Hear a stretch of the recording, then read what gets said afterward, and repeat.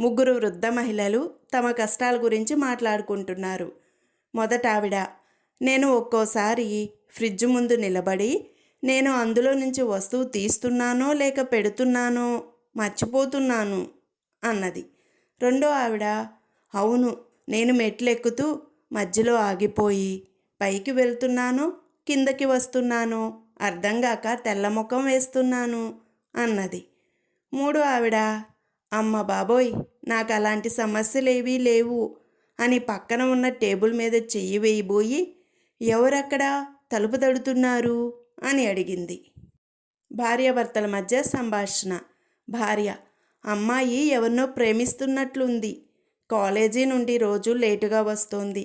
ఒకసారి వెళ్ళి చూడమని చెప్పాను కదా, వెళ్ళారా అని అడిగింది భర్తని. భర్త, వెళ్ళాను, అక్కడ ఎవరో అబ్బాయితో మాట్లాడుతోంది అన్నాడు. భార్య, మరి అడగలేదా అని అడిగింది.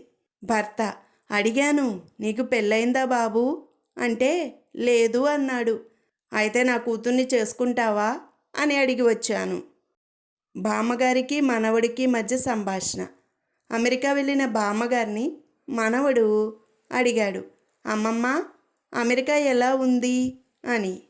బామ్మ, అంతా బాగుంది కానీ నాయనా, ఇక్కడ కుక్కలు కూడా ఇంగ్లీష్లోనే మొరుగుతున్నాయి, నాకేం అర్థం కావడం లేదు అన్నది. భార్యాభర్తల మధ్య సంభాషణ. భర్త, ఏవండోయ్, ఇవాళ వంటలో ఏవో కొత్త వస్తువులు కనిపిస్తున్నాయి, ఏంటవి అన్నాడు భార్యని. భార్య, అవా, అవి వంటలో వాడేవి కావు. నేను టీవీ చూస్తూ కూర వేశాను, పొరపాటున రిమోట్ బ్యాటరీలు అందులో పడినట్టున్నాయి అన్నది. బామ్మకి మనవడికి మధ్య సంభాషణ.